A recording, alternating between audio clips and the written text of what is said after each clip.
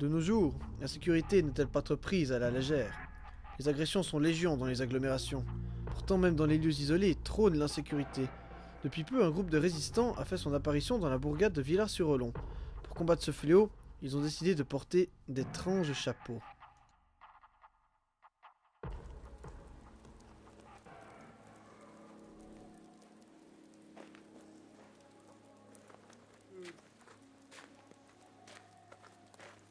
Ouh là là.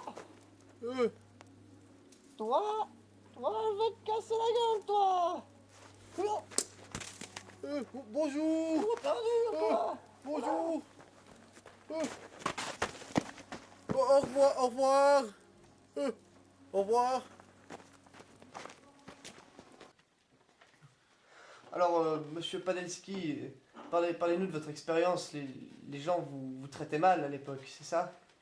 Oui, je me faisais souvent dénigrer dans la rue parce que j'avais eu une allure particulière avec mes lunettes et souvent on me tapait sur la tête, on me lançait des cailloux et c'était pas facile tous les jours. Mais maintenant ça va mieux parce que maintenant avec mon casque j'ai plus mal quand on me tape dessus et j'ai des amis qui partagent cette opinion de porter un casque et je ne sens plus tout seul. J'ai plein d'amis et c'est bien maintenant. Vous avez trouvé votre famille, c'est ça? Oui, c'est des gens qui ont les mêmes idées que moi, qui veulent la sécurité, des gens un peu dénigrés comme ça, comme moi. Et ça aide bien à être bien dans sa vie, et trouver des amis, jouer aux cartes en buvant du sirop, et c'est chouette. D'après ce qu'on a entendu sur vous, les gens vous appelaient Elephant Man quand vous étiez plus petit, c'est exact? Oui, c'est vrai, mais au début ça me dérangeait pas beaucoup parce que je savais pas qui c'était Elephant Man, alors je suis allé chez ma maman pour aller sur internet parce que j'ai pas chez moi. Allez, j'ai regardé qui c'était ce personnage sur des sites. Vous savez ce que c'est des sites sur internet? Oui, oui, Et oui. j'ai trouvé que c'était un homme tout déformé avec une grosse tête. Et après, je trouvais ça triste qu'on me dise ça, moi. Et alors, c'est ça ce qui m'a poussé à trouver des amis chez ces gens-là avec des casques. Euh, Parlez-nous aussi un peu de votre chef. Oui, le chef, il s'appelle Burdenstein. Et il est gentil, mais on le voit pas beaucoup. Il parle par des microphones à distance. Et c'est un personnage il est très charismatique.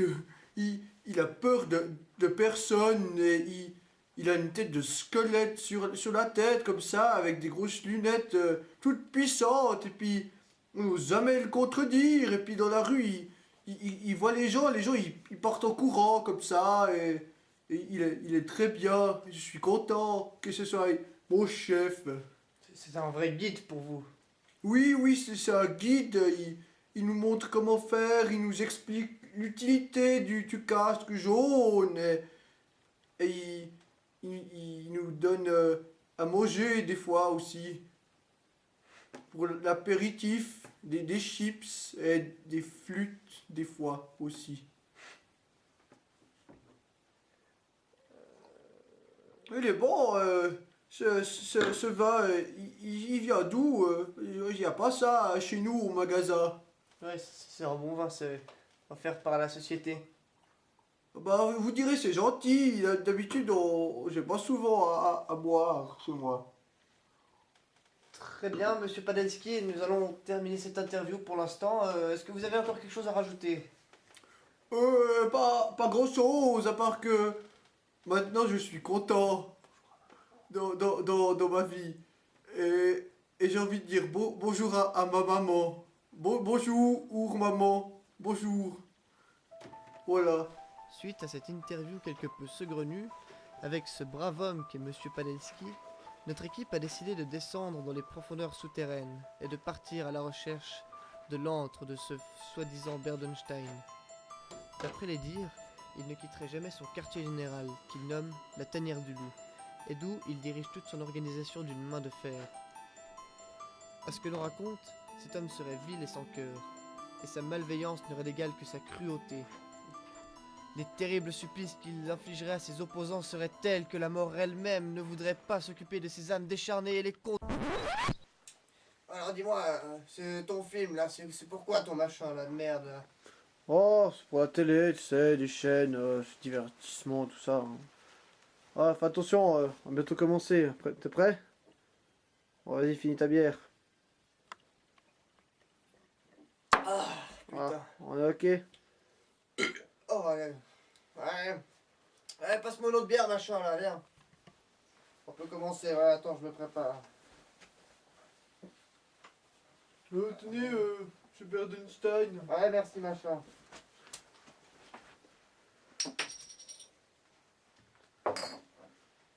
Bon, allons-y alors. Ouais, vas-y. Oui, ça tourne. Alors, monsieur Berdenstein, c'est vous qui êtes le chef de cette organisation. Parlez-nous un peu déjà de cette organisation elle-même, quoi. Ouais. Bah, tu vois, au départ, t'es là, tu traînes dans les bars, tu vois tous ces enculés, là, qui viennent, ils viennent te faire chier et tout, alors, bon, tu castagnes, hein? Oh, tu castagnerais pas, toi? Ah, si, sûrement. Ouais, tu castagnes, mais bon, quand t'as un trou du cul qui vient derrière toi avec une bouteille de bière et qui te l'éclate sur la gueule, ben, t'en chies, hein. Ah, t'en chies, hein. Alors bon, au bout d'un moment, tu te dis, merde, la solution. Et c'est là qu'un jour, tu vois, je passais que ça, je dévalisais une boutique ou deux, je piquais un ou deux trucs, un porno. Et là, je vois cet engin là qui traîne. Je vois cet engin, je me suis dit, c'est pas anodin. Une révélation, quoi. Ça, c'est quelque chose. Une révélation, comme tu dis. Et là, tout commence. Tout commence. J'achète ce truc, je sors. Qu'est-ce qui me tombe sur la gueule, à ton avis? Oh, je sais pas, moi. À vous de me le dire. Une putain de météorite. 3 sur le ciboulot. Qu'est-ce que j'aurais fait si j'avais pas eu ça, hein? Bon, je me tape souvent. Ouais, ce machin m'a sauvé la vie déjà plusieurs fois et tu racontes ça à tes potes, ils disent excellent, et ils en achètent un. Tu racontes ça à leurs potes, ils en achètent un. Et après, de fil en aiguille, tu te retrouves le gourou, tous ces connards là qui te collent au basque. Bon, il y en a des gentils là, machin qui apporte les bières, il est sympa, mais t'as des sacrés glandus quand même, hein. Faut avouer, et puis faut leur dire, hein, va te torcher le cul, reviens, apporte-moi à bouffer. C'est un peu chiant, mais bon, on s'en sort bien. Oh, j'imagine bien, mais si on peut recentrer un peu, quels sont les préceptes de cet ordre? D'ailleurs, quel est le nom de votre organisation, si on peut appeler ça comme ça? Le nom, tu le connais pas? Mon Dieu, qu'est-ce que tu fous là, machin? C'est l'ordre des casques jaunes ici. L'ordre des casques jaunes. Regarde, tout est jaune ici, tout est jaune. La frite elle est jaune, la bannière elle est jaune, tout est jaune. C'est l'ordre des casques jaunes. Tu veux savoir les préceptes?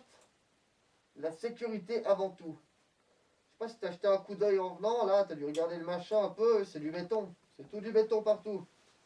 Il n'y a Ah oui, aucune chance que quoi que ce soit nous arrive sur la gueule, mais dans le doute, tu mets le casque, on n'est jamais trop prudent.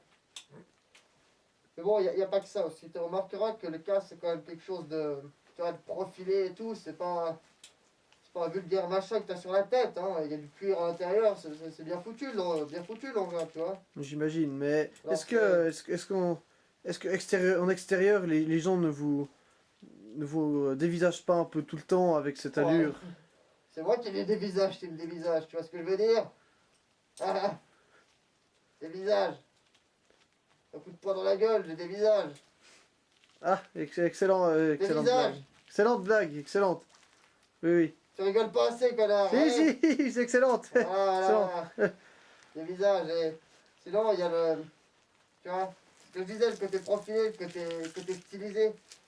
L'important, c'est d'être propre et élégant. Élégant. Quand tu croises une dame, les dames, faut pas les maltraiter, les dames. Ça, c'est les bonnes dames. Tu passes une dame, tu fais madame, et tu y vas. Pas être un balotru mal poli du connard de merde là qui traîne dans les bars. Saloperie. Non, il faut garder certaines valeurs, sinon t'es un bon à rien. C'est tout pour ton interview ou t'as encore besoin de quelque chose? Je pense que ça peut peut-être aller en... Ah, tu veux pas une petite bière? Ah, non, non, merci, ça... Allez, je ça t'aime bien, je te porte une petite bière là. Ouais, c'est pas Oh là là. obligé. Hein, je coupe alors. C'était l'interview de Berdenstein. Au revoir. Voici donc un schéma détaillé de ce fameux casque jaune. Tout d'abord, l'élément principal. C'est une coque de métal jaune, très résistante et délicatement profilée. Un fer à cheval métallique est fixé au casque, soutenant les composants de ce dernier. Là-dessus sont fixées 3 pièces de cuir, qui apportent un confort incomparable. Mais ce n'est pas tout. Le cuir est aussi utilisé pour faire la lanière, afin de maintenir parfaitement le casque sur la tête. Le petit trou au sommet du casque permet d'aérer sympathiquement le crâne du possesseur. La visière de politesse est unique en son genre. Grâce à elle, vous resterez toujours poli et courtois. Voici le code barre. Sans celui-ci, il vous serait impossible de faire partie de l'ordre des casques jaunes. Ça, c'est la ficelle de réglage crânien. Voilà. Pour vous prouver sa résistance, voici une petite démonstration.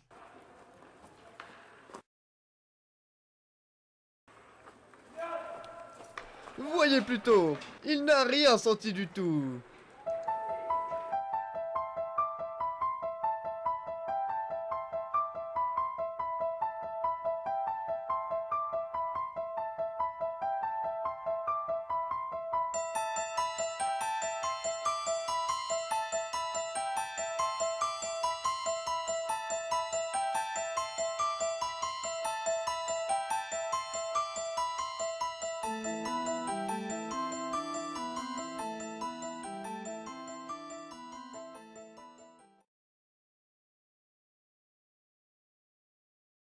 Ah, y'a pas eu, ah, Ya.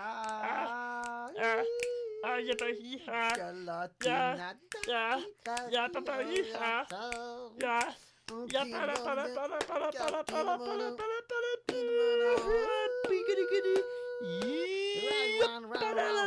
Ball.